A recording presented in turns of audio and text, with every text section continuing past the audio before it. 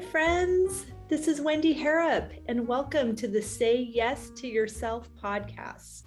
On the Say Yes to Yourself podcast, you'll hear stories from women just like us who are adding the practice of saying yes in their daily lives in big and small ways, and as a result, are experiencing the truth that everybody wins when you say yes to yourself.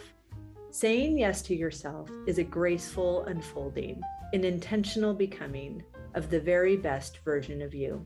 It is my hope that in these conversations, we are able to find our truth and be inspired and empowered to live our very best lives. I'm so excited to go on this journey with you, and I look forward to finding a bit of our own story in each other's.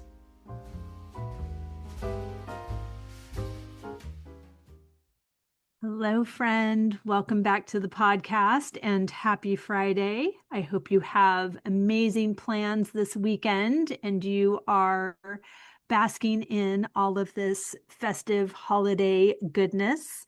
Amelia and I are hosting our cookie exchange party this weekend, and we are just having so much fun. So again, I hope you are having fun as well. Today's conversation is really just a beautiful picture of fun. Today's guest is author Alison Rand. She has a Master of Social Work, but her eclectic professional background also includes copywriting, acting, voiceovers, dubbing, and audiobook narration. Alison's first book, A Place Called Grace, traced her adventures while living in Italy as she struggled to find her footing as an actress. Her second book, Walking Alison, is a memoir that is unique because the story is told from the point of view of her beloved poodle, Dea. Alison is an exercise enthusiast, especially hiking and skiing, and she also loves walking her dog in Riverside Park. Alison was born and raised in New York City, where she currently lives with her poodle, Dea. I hope you enjoy this very fun conversation with Alison Rand. Beautiful Alison, I'm so looking forward to this conversation. Thank you for your time. Thank you for being here. Oh, I am absolutely thrilled to be here with you, Wendy. I have to tell you, I'm in love with your podcasts, and I can't believe I'm now participating in one of them. I find them so uplifting, but also more than that, I'm learning so much by listening to all the other inspiring stories, and it makes me self-reflect about my life and my accomplishments, and it's okay to acknowledge my accomplishments, and I just think it's a fantastic venue, and I applaud Oh you. my goodness. You're so kind. Thank you so much. I appreciate that. And I receive that. It's so fascinating. I say this all the time, but it's true. This is the most fun and fabulous thing of all the fun and fabulous things I do. And I almost said I can't believe it. I can believe it because I know that's how these things happen. But I love that it's easy and impactful. It's not, sometimes the easy choice is just, kind of feels like a treat to me, but the reach is pretty shallow because it's just, something I'm doing for myself that's easy. But this is, I guess, maybe a better word than easy is aligned. It just feels like what I should be doing. And even on a day, if I have 6 interviews in a row, I'm just delighted. So I know I'm not going to be the same woman at the end of the day that I was at the beginning. And it's just so fun. The biggest takeaway is getting to meet fabulous people like you, and that I didn't have to I didn't have to go to New York and stand on a street corner and say, I'm looking for a new friend. But yet here you are. Yeah, no, I'm thrilled to be here. It's really it's such a wonderful podcast with the self-reflection that it causes me to do. It's all the guests have been so interesting and it's very therapeutic. It really is. I listen to many of them. Thank you. I appreciate that. And I think it's so fun because even though I only ask one question that's planned and it's the same question for everybody, there's never the same answer because we are all having this beautiful, unique experience. And although the answer is attached to the person, we're finding so much of our story in each other's that it's a beautiful gift. That's absolutely, absolutely true, 100%. We are all linked in so many ways and so connected. And your question really is not an easy one to answer. At least it wasn't for me. I had to really think Well, about I'm it. so excited to know Yeah. how you're saying yes to yourself in this season. Well, I think my biggest yes to myself is that I trust in myself to make the right choices. What a gift. Um, I used to doubt all my choices unless I could talk with my brother or my mom. And I just felt like I needed permission Mhm. to make certain choices. But right now, I realize my strengths and my resiliency that I've been through. I've been through a lot. Um, I trust myself. And that's also with the help of my beloved dog, which is a big part of my story.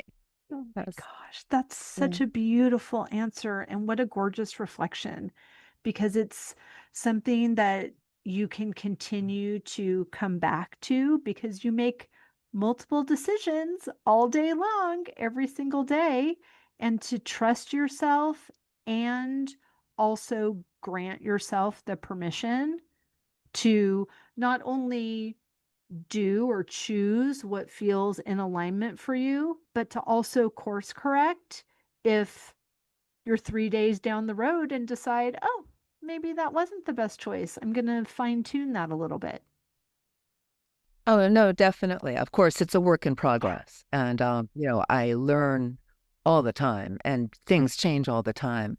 But it's a different feeling of almost more than security. It's just that I have been through a lot and I learned a lot of life Yeah. lessons. And learning, I shouldn't say I've learned, I am learning.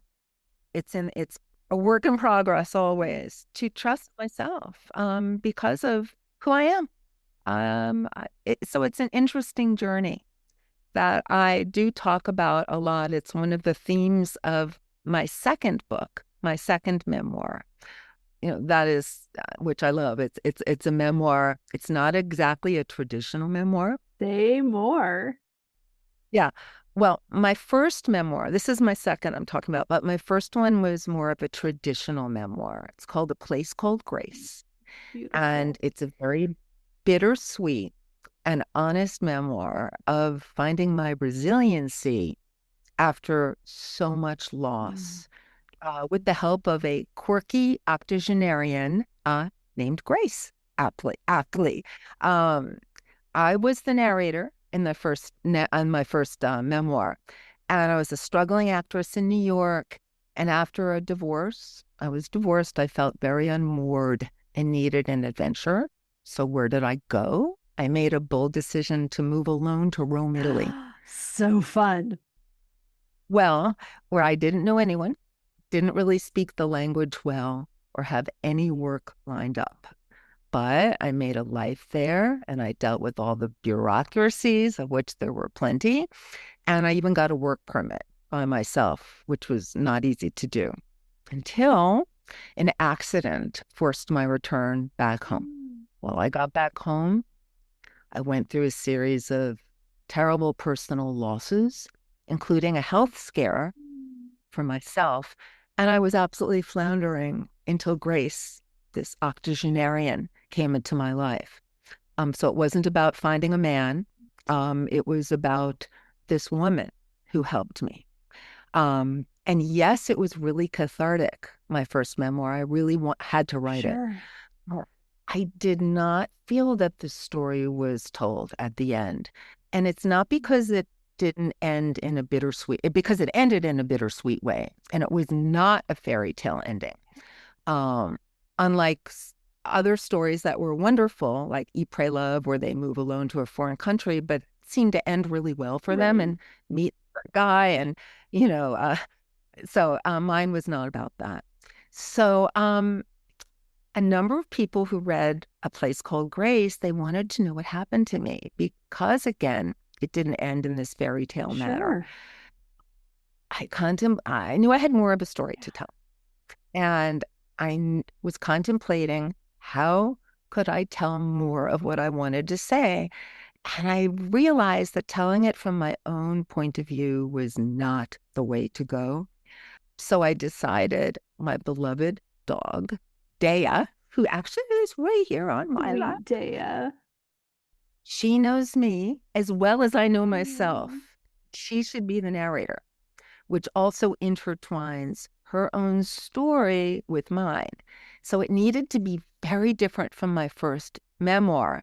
And while my second one, Walking Alison is what it's called, is also very bare and open, it is just filled with doggy humor and doggy wisdom about the silliness she views in the ways of Oh my humans. gosh. But it is my story that she tells from her point of view. So through that, I really became a different person. Just writing this book, I realized, yeah, I really do trust in myself Wow. a lot more. And so it was an interesting journey. It's a journey. Right. I love everything about this, Allison. And I love, I have so many questions.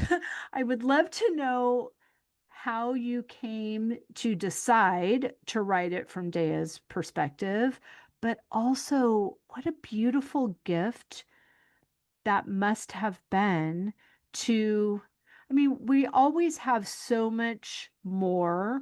This is a very generalized blanket statement. I realize that. I'll say I seem to have so much more grace and perspective in a positive way when I'm once removed. So whether that is something's not directly happening to me or I've taken a moment to presence myself and take a deep breath and respond rather than react. And I'm wondering if that's how it was writing from your dog who don't we all want to be the people that our dogs believe that we are and just to have that voice of utter love be the filter that your story is coming into the world through. Just what a beautiful gift for yourself. And then, of course, the reader. Oh, you hit it 100% Oh, on the yay. nose. Writing from Daya's point of view was very I challenging. bet. I worked with a fantastic editor and I got deeper and deeper and deeper. What I used to think Dea, my dog is Dea. Dea means goddess in Italian, by the way. Perfect. What I used to think she was thinking is not really what she's thinking. I had to dig deep as best I can and not anthropomorphize, even though I'm sure I was, into what is she thinking about? This silliness that she must see all around her. What is she smelling? What does she hear? So it was a fantastic journey. Very difficult in the beginning, but once I got into it, I'm so attached to my dog and we're so connected that I began to really believe that I thought the way that she was Mm. thinking. I mean, my story goes through so many layers. Um, it goes through my first dog had died. I got this dog, Dea, and it was very difficult as a puppy in the beginning, all from her point of view. Like, what am I doing wrong, Mama? I just want to be with you. Why can't I chew this rug? Right. Well, I'm like furious and bringing her to the vet. So, it starts with our story, but then I actually meet someone again, fall in love, with a real person, a man at work for a while. And then it didn't. Again, from her point of view, what is she thinking? And it's very, very interesting, very comical. Going through online dating again, from Daya's point of view, is very comical. So Also fun. from mine, it's very comical. But then we also went through a lot of serious things. I'm a cancer survivor. I've had breast cancer 3 Oh my times. word. So with Daya, I went through it twice. Mm. It's my first dog. I had my first. So my dogs have always been with me when I went through something as serious as that. And I wouldn't have it any other way. Mm. There was no one I would have rather have been Yeah. with going through something like that. But even writing, and I write about cancer in this, but it's not sad because again, it's from Daya's point of view. And her point of view about life and death is very natural. Hmm. About being sick. When dogs are sick, they don't Right. complain. They deal They with it. rest. Right, they rest. So I found it very interesting to write about such serious subjects from what I believed my dog's point of view would be. But mostly, you hit it on the nose, being able to look at myself with humor, all my foibles and idiosyncrasies through Daya's eyes made the book. It's very funny. It really is a very humorous, joyful Yes. book. It's deep. It's very deep. There's sadness in there, Sure. but looking at like, oh, I'm an exercise nut, but I always seem to hurt myself or whatever it might be. I'm like, what's going on with you? I mean, maybe you need a leash. Maybe you need booties like I need, mama. Why are you having all these accidents? Just calm Mm. down. So it was easy to make fun of myself. And I think that's what makes it very enjoyable to the reader because no one wants to read about problems all the Right. time. That's so boring. But from her point of view, it was really easy to say, oh, yeah, look how silly I am. So it very, very interesting to write about life affirming choices from a dog's point of view as well, or what I believed her point of view would be. Right. Oh, I can't wait to read it. It's such a beautiful idea. How did you even think to consider this? It took a lot of thought. As I said, I had more of a story to Right? tell, but I knew just me being the narrator would be a bore. In my first book, I had to be the narrator. I moved to a foreign country. There's Italian in there. A lot of characters, but it was my story. This is also my story, but it just would not have worked. So I searched and then thought, there's no one better that knows me except my dog. I mean, dogs know you very well, Right. and I know her very well. And it's also unique. I did a lot of research to see what other memoirs have been narrated by a dog or a cat or any animal. I couldn't find Oh, anything. wow. Nothing. There are wonderful, fantastic fiction books that have been narrated by a dog Sure. or a cat that are bestsellers in Hollywood movies, Right. and they were fantastic. And but nothing that was nonfiction based on a true story. So I thought, wow, this was a real niche category. Yeah. I was wondering, though, would anyone be interested in my continuing story told by my dog? Well, yeah, people were. Fantastic. Yeah. It's interesting that a lot of people that I know who've written to me or whatever have dogs. They say they're now wondering what their dog's thinking of them all the time Mm. or what their dog is dreaming, you know, because we talk about all this in the book. So it's really Oh, interesting. it's so beautiful. Now, have you always been a storyteller? Have you always enjoyed writing? Because 2 books, that's huge. Congratulations. Thank Of you. Yeah, course. I come to terms with that now. It is a big deal. And my first book was so bittersweet because in that I moved again to a foreign country and after a divorce and I was unmoored in New York and just needed this huge adventure, which I had. But then when I came back, I went through, as I made mention of, I lost my beloved brother Mm. who was my world. and then my mom, Mm. and then my first dog, Alba. And it was just so much loss. Yeah. And then I got sick, not with cancer, with something else. And I reevaluated my life, and acting was no longer an interest of mine. Mm. I was an actress at the time, or trying to be. And that's one of the reasons I moved there uh, to Italy. I probably didn't say that, but yes, I was an actress at the time. And I went back to school and decided to get a master's in social work. Wow. I proudly have. And that was wonderful journey. And while I'm not working in the field right now, the education it taught me was incredible.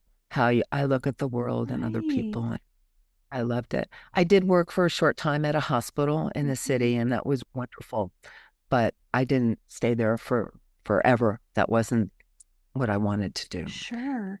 How did that educational pursuit help you navigate those deep losses? I'm still working on those deep losses, but by helping other people who go Mm. through similar losses, it's always therapeutic Yeah. to understand their point of view, which then is similar to yours. And life is a journey, life is difficult, and you get through it. You get through it with the help of really just one person. You really just need one person to listen to you, I find. I don't think you need a flock of listeners, just one who gets you Yeah.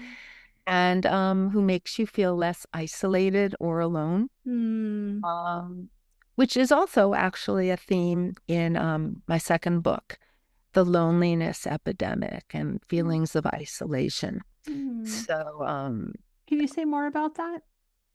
yeah, I struggled with that, especially, not only, but especially during COVID. Sure. My dog is not a quote COVID puppy. A lot of people, as you probably know, got dogs or puppies Yeah. or cats bring that. My dog was already 5, maybe 6, and she was my only source of normalcy Wow. during COVID. I live in Manhattan, Yeah. and everything was closed. I mean, all over the world. But in Manhattan, all I heard were sirens and ambulances, and every day listening to the governor talking about how dangerous this was. There was no place to go. Right. And an exercise nut. So the gyms were closed. So my dog and I would venture out on 4-mile walks every day, and we would really just look at nature and just be together and say, thank God I have Right. this wonderful soul, or I don't know what I would have done. Right. The telephone, and then there was my dog, Mm. and that was it. So yes, feelings of isolation and loneliness abound. It was a terrible time. And even the Surgeon General at the time, I remember him talking about it. But getting through that, I realized, was another lesson where to get over feelings of isolation and loneliness, I feel you have to learn to love yourself a little bit more, Yes. uh, which is an interesting concept, which was hard for me to do. Hmm. Uh, but that's also a work in progress. But I do, Yeah. and I love myself. And I also try to listen to other people and be less judgmental of other people. Mhm. And I find that that really helps with loneliness and isolation. I don't know if that makes No, sense it to. does. And that's such an interesting perspective because it just makes sense. It's judgment is creating separation. Yes, So totally. it Right. makes perfect sense that being non-judgmental would foster connection, even the perception of connection, right? So Yes. you're not any didn't mean that now your dining table is full, but No. you weren't creating barriers and building walls that didn't need to be there. Is it's just not in service. Right. Exactly. Which goes with my social work training. I Sure. mean, you find ways to help others as well. During COVID, that was not easy to do, but if it was, for example, my dog was such a help. She would give strangers that we'd pass Yeah. by on the street knee hugs. Mm. And during COVID, and they would say, Oh my God, that was the nicest thing that happened to them. Right. Physical touch. Exactly. Exactly. So she was really a help. So all of that was an education for me on dealing with loneliness and isolation. But frankly, when I'm with my dog, I'm not lonely. Right. Many times rather be with her than anyone else. Sure. I mean, dog people will understand that. So Yes. I also love the comment you made about your relationship with yourself. And that is so key to feeling isolated or feeling seen. It's an inside job. I mean, I am a single mom.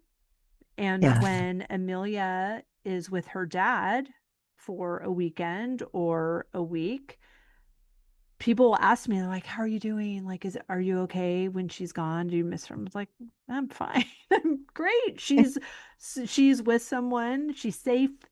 He adores her. So hooray. And, I get a lot more things done because I'm not commuting to school or stopping to make food. So it's in bite-sized portions, but it's also because I enjoy my own company, right? exactly. And that's a gift. It's a huge gift. And so many people, if they're out of a relationship suddenly, or if it's been a while even, they just can't be alone. Mhm. They have to constantly be busy.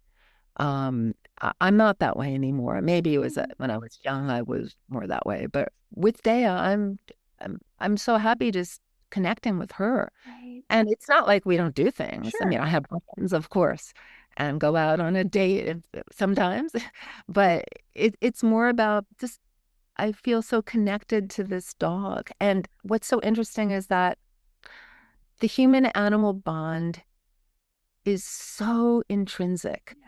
to so many people's lives. And I'll speak for myself and to mine. Yeah. My dog, trained me to look at life differently, Mm. even illness differently. Um, she truly became my best teacher on how to navigate life with more resiliency. And because I'm so focused on her, it was also a godsend to take the focus off of myself. So during cancer, I had a scary night. Well, I had had the surgery and I had had a problem, and they called me and said, "Well, we'd like you to come to get checked tonight." I said, Mm. No, can I come in the morning?" "Well, we'd rather you come tonight." And it was nighttime. I had to take care of my dog. And maybe this was a silly thing to do, but it's who I was. So I stayed home with her until the morning, and everything was okay. But in my book, Dea writes about that. And she said, "Well, I'm always happy to be with my mama, but maybe she should have, taken care of herself and gone to the hospital, but I'm so glad she's okay." So so it was interesting perspective. I was between and betwixt. So it was very interesting. I guess, I felt this pressure to do what the nurse practitioner said, but my dog came first. And that's what it was. That's what it is. She always comes first. So, you have a child, she's my furry child. Right. They come first. It's what it is. Yeah, I think it's so fascinating because they do teach us so much about ourselves and about our interactions and our limitations and our boundaries. And you also have this opportunity, even in making the decision and then writing about the decision from Daya's point of view. It's like you still allowed yourself to question your decision. Yeah, Right. big deal. You're Exactly. going to get 100 opportunities to make another decision tomorrow. So it's okay. But sometimes we can just get caught up in feeling like we're supposed to be perfect, or as comparing ourselves to other people, or they have so much going on, so I really have no excuse to not get it right every single time. It's just It's please. exhausting. It's Yes, exhausting. And that's why I love these conversations. It's why I love community of like-minded people that are committed to becoming the highest and best version of themselves. It's because when right, we share the thoughts in our head that often make a lot more sense on the inside than they do when they come out of our mouths, then we can say, right. oh, okay, yeah, never mind. Like I don't That's really, right. I don't That's believe that, and it doesn't hold the same water that it did when it was just on repeat in my mind. right, right. Exactly. It's Community a is so important, and I love that you're still in deep community, obviously, with friends as well. But because you have this practice with Dea of dialoguing, I mean, she's almost a therapist who's just holding space for you to talk through whatever you're making a decision about. well, it's true. But yes, absolutely. But also, I mean, I've met so many new connections because of Yeah. what you do. When you have an Yes. animal, it's amazing. You just people on the street you become friendly with their Right? dog. They always come over to mine, or even neighbors that I used to know and be friendly with, but now we're much better friends because of Dea. She brings these connections into my life effortlessly. Yes. And so it changes your life only for the better. Right. You know? And interesting, in the book, I talk about there's a chapter about meditation that Mm. after the relationship, I'd fallen in love with the man and it didn't work out. Dea was okay at the end of it. Okay. And I started meditating and trying to do that and reading from this book and all from her perspective. And she's sitting on my lap, listening to gongs and chimes, and she's saying to me, "This is ridiculous, Mama.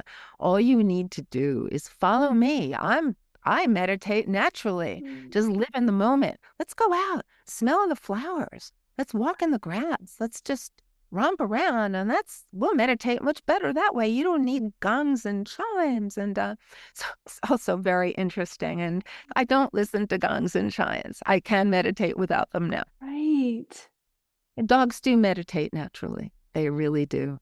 They can just let go and Yes. lie down, right? You've had a dog, I right? have. I've had, oh gosh, 6 dogs, 7 dogs. I've had 7 dogs In your whole in my life. whole life. You grew up with dogs. No, Oh, no. I had 3 Siberian Huskies. I had 3 Siberian Huskies with husband number one. And then I had 3 Golden Retrievers with husband number two. How about that? wow. And now I have no Oh, husbands and no dogs. oh my goodness. Wow.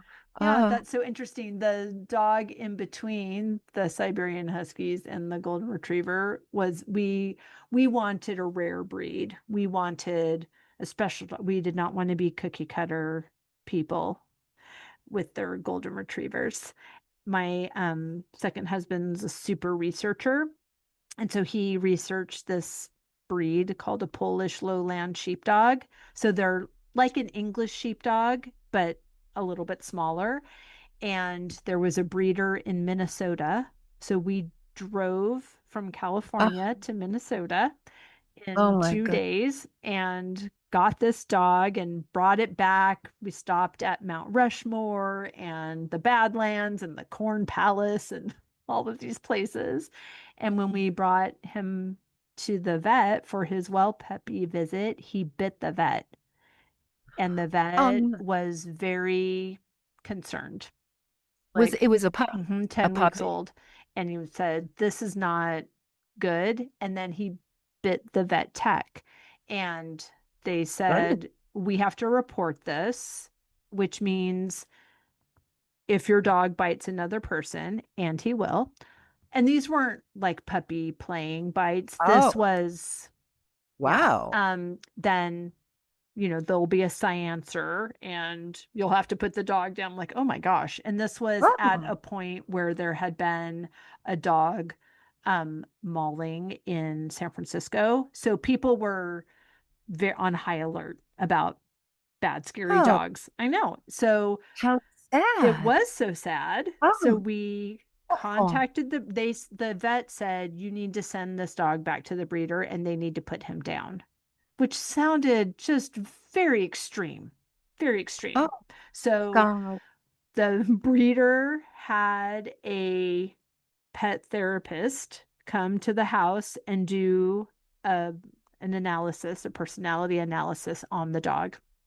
And the one action exercise that she did, she had the dog sit and she brought her hand high above her head and then dropped it down quickly and stopped just above his head. And then he reacted and she said, "Oh." I was like, "Oh, say more. What does O mean?" And she said, "Well, typically a puppy would blink its eyes and then, maybe be nervous and wag its tail and come to you. And this dog took a step forward and said, like, okay, like now I know what you're doing. I'm ready for the next one. Go ahead. I'm ready." So she was very concerned. So she said, "You could keep this dog, but you're going to have to learn some protocol. It's very Wow. cute. People are going to want to pet it, but you're going to have to figure out if the dog's okay. So you're going to ask the dog to sit. And then you're going to ask the dog, can this person pet you?" And then we were like, "Oh my gosh." So we Wow. sent the dog back and they rehomed him and we got golden retrievers Oh because we my just God. were like, "Oh my gosh, forget it. We're going with the sure thing." I was thinking, was he blind? No, no, he was dominant aggressive, is what she. As a puppy. Yes, yes. And that is it's a characteristic of this breed that was Mm. not in the brochure. But they rehomed it to a person who already had that breed and lived on a farm. And so the Huh. dogs weren't going to be being pet by strangers and children. So Right. it was fine. But it's such a long way to a ham sandwich. But that's why we went from not wanting to be like everybody else to being like everybody else. I see it. Well, the Goldens are so sweet, right? Yeah. They're just sweetest dogs, but they can have health issues. Sadly, my dogs never lived long enough for that. They would just Oh, die at 7. oh my. I know, so sad. I know, I have sad dog stories. Oh no. That's horrible. Yes, but I loved them and they loved me every day of their lives. Ah, and they all three died at 7. The female did not. She was 9 and we rehomed her because Oh, after the divorce, I couldn't give her yeah. the care and love that she deserved. And so she went with a fabulous family that wanted an excellent dog that laid on a couch and got pet all day. So she lived her Oh, best life. right, right, exactly. Yes, they are amazing teachers and such beautiful reflections of unconditional love. Mm-hmm. Completely. They're amazing. She just makes me a much more of an outward person because of her. Yes. And it's interesting though, also because of her and writing about this in the book, I no longer stay in unfulfilling or unhappy relationships where I used to. I applaud you. Yeah, Yep. I used to. And thinking I was in a fear mode Mhm. or there won't be anyone else or whatever it might be. But, and I write about this in the book as well, I don't do that anymore. And, I was really, I do applaud me because I grew up with feelings of abandonment from my father. I had quite a dysfunctional childhood. My sister and brother moved out when I was 6. They split up the kids for the divorce, which is not an ideal thing. Yeah. 6-year-old me. So I grew up with that. So for me to leave unfulfilling relationships is a big step How did Dea help you navigate that? because she's my one and only true connection. I mean, she is there. And I realized I don't really need someone who doesn't make me feel good. or doesn't appreciate me or Ooh, takes me love for that. full advantage. When I have someone who needs me all the time, it's okay. And I think just growing I love that. and writing 2 books, Yeah. when you write really deep memoirs, and mine are, Yes. you hopefully grow and learn. Absolutely.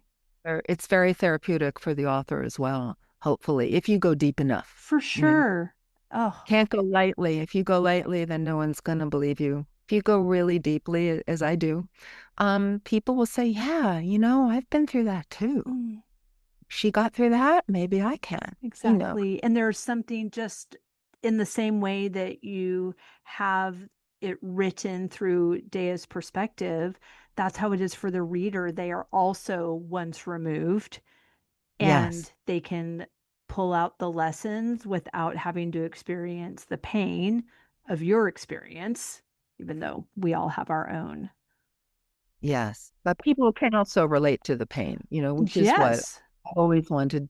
I'm a social worker in training and in a helping profession, and it just so many people can relate. Hmm. Maybe not to everything, but to certain parts of it. Being alone in New York, feeling isolated. Who can't relate to that in New Right. York or even where you live, Sure. perhaps? No, it's so I so it's just but having a dog, the human animal bond for me is has become intrinsic to Yeah. my mental health. It really is. Yeah. It's I don't think I could ever be happy without a dog. I don't think so. And they teach you just how to let things go. Just for me, I mean, I don't have a human child, so I don't know what that's like. But if she does something wrong, which on a rare occasion she might, I might be angry or annoyed for 30 seconds, Hmm. maybe 60, then it passes. Right. So, and that teaches you patience Yeah. outwardly as well with other Yeah. people. Yeah. I don't, with children, I don't know how long you have to stay angry, but maybe longer than No, 30. you have to have a really short memory. Yeah. Yeah. Yeah. It's Right. that's it's a great opportunity to grow and expand into the highest and best version of yourself. Which Right. is Right. the same as being a neighbor or being an employee or being an employer or going to the airport. Like all of these are opportunities for us Right. to choose our best self. Yes. Mm. I love this, and I love this not this idea, but this truth of what transformational work writing a memoir must be. It truly is. And I applaud my editor too, because she's tough love and she pushed me and pushed me and pushed me. As I mentioned before, you can't just lightly touch about certain subjects, Sure. have to go deeper than you ever might be comfortable Yeah. doing, Right. because then it's real Right. and then people will relate. Exactly. If you gloss over something, they'll say, that's Right. They'll nothing. gloss over also. Right. Right.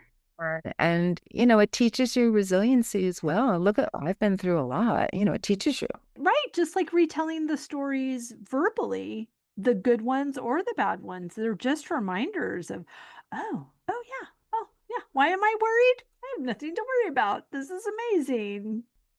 You've been through so many things that the next hardship, and there will be, everyone goes through them. We For don't know sure. when you'll get through it because you have resiliency. Absolutely. And you also did the audiobooks, is that correct? I did. Oh, that's a whole other Which thing. is perfect because you have a beautiful voice. Oh, you're very It's sweet. Thank very you. true. Well, the first one was for a place called Grace, and it was my voice as the narrator, but I also had to speak Italian, be Italian men, be my brother, be my mother, be everyone in the book. So Wow. it was just me. I did all the voices, but it was very hard, but tons of fun. But my second book, I'm Daya's voice. So I had to come up with a voice that wasn't irritating because they have to listen to her. She's the narrator. Sure. And it was very tricky because I'm the number one character. I'm not the narrator, but I'm a pretty important character in it. So I would be in her voice and then quickly switch back to mine and Wow. hers and mine. And I was other people's as well, all the men that I dated and the boyfriend. And cancer doctors and everyone. So it was a challenge, but tons of fun. Oh my gosh. And all of your acting prowess, of course, came into play for that. That's amazing. Pretty much so. But when I was in Italy, I actually got my work permit via becoming a dubbing actress. So I did a lot of voice work in Italy. So that helped. But really a little bit, for my nerves, but to become my dog's voice, that was a little bit of a challenge, but it's a lovely voice. It's not an irritating voice. And she's a poodle, so she has to have a beautiful poodle Of course voice. she does. Oh my Yeah. gosh. I have loved this conversation, Alison. Please tell everyone where they can find and follow you, how they can get the audiobook and the hard copy. Tell us all the things, please. Oh, I'd be thrilled. Well, people can look at my website, number one, if they're interested. It has all new information whenever I do something. It's AlisonRandAuthor.com, and Alison is Alison, AlisonRandAuthor.com. Amazon, of course, has both books, A Place Called Grace and Walking Alison, a poodle's mostly true story of helping her human navigate life. It's my second book. And of course, Audible or Amazon sells the audiobooks for both. So I'd be thrilled if anyone reads it or listens to it. I'd love to hear from you. I'd love to hear what you think. Even if you haven't read or listened yet and you're a dog person and are curious, I'd love to hear from you. There's a contact form on my website. Oh, fantastic. We will link everything down in the show notes. Thank you so much for your time. This has been a delightful conversation. Oh, thank you, Wendy. This has just been wonderful. So much fun. Thank you. My pleasure.